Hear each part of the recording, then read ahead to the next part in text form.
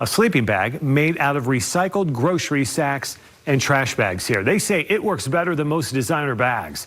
News specialist Debbie Worthen is testing one out for us tonight. Debbie, how's it feel?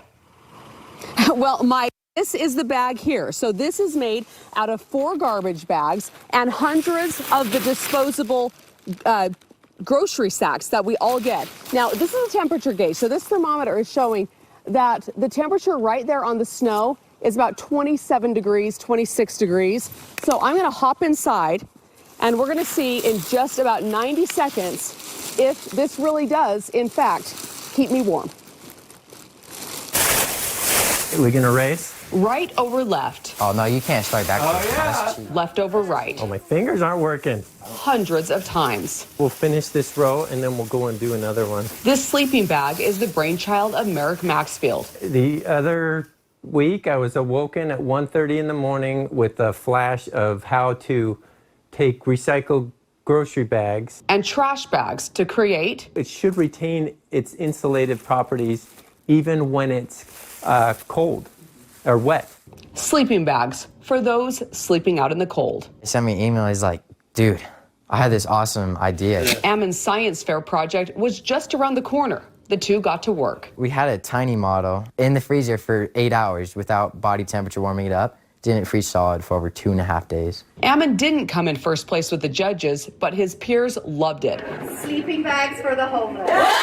And he and his dad believe this could be a viable solution, not just here, but across the world. I would just like to see that those in need this winter season to have a warm place to sleep. During the whole process, all we want is we want to just get the word out there, get this inspired solution out there to help people.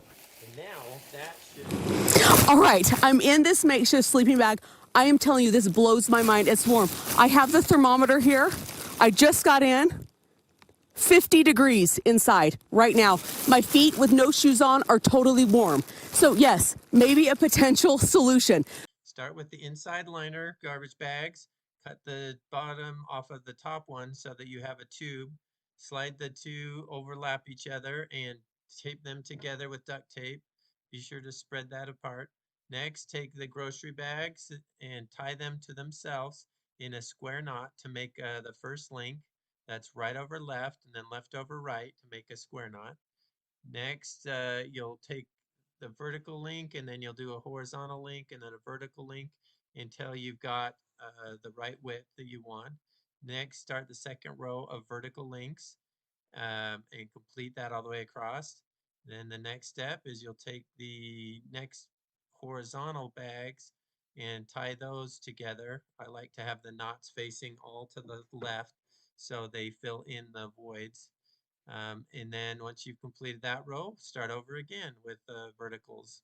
So once you've got the mat tied together for the desired length, then you place it knot side down and then place the inside liner garbage bags on top of that and then tape the mat to the garbage bag so they won't shift. Next, place the top mat with the knots upward and go ahead and tie bags around the edges to complete it. You don't have to go all the way up if you want a slit to access the inside of the sleeping bag. Next, put the bottom garbage bag for the liner.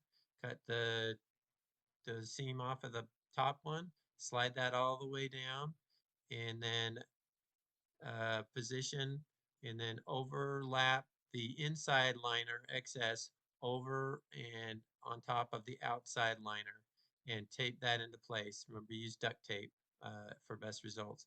Also, pull apart the garbage bag so that you won't create a constricted point. You want it to be as wide as possible.